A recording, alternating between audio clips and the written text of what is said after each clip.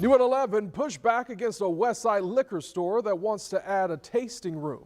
Construction of a Shores liquor store is already underway at a strip mall in the Oakleaf neighborhood. And tonight, City Council member Rockman Johnson held a community meeting to hear from people who live in the area. Our Christina Burgess, she's joining us live tonight from that intersection. And Christina, let's talk about the concerns that the people who live there. They're concerned about all of this. Well, yeah, Anthony, everyone who spoke at tonight's meeting where they were opposed to the liquor store the tasting room inside of the liquor store that would be on the corner of Old Middleburg Road and Collins Road. Now, everyone there, they said that their concerns were on things like increased traffic, the impact that it will have on property value, and the fact that it's just blocks away from an elementary school.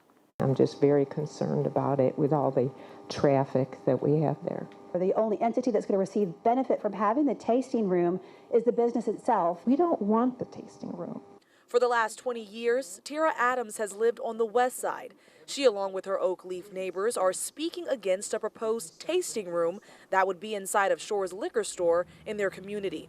It's negligence against the community. I'm shocked that it's okay to be close to an elementary school. One big reason neighbors say they are opposed is because Enterprise Learning Academy is just blocks away. Rezoning that included the liquor store was approved in 2021 and construction is already underway. Since the developer wants to add a tasting room, there would be alcohol tasting on site.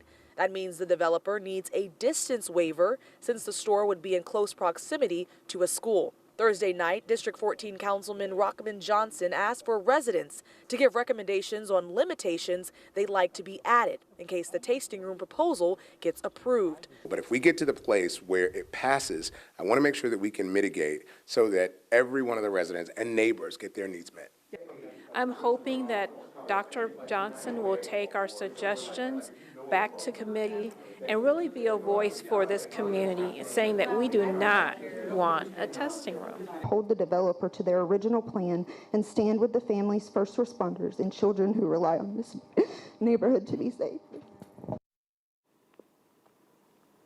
And I also want to add that the developer was not at tonight's meeting. However, the attorney for the developer was present and he was answering questions that residents had. Now, the planning committee did defer their decision on this tasting room. It will go back to them for reconsideration, and then it will go to the Land Use and Zoning Committee, and then it will head to City Council for a final vote on June 24th.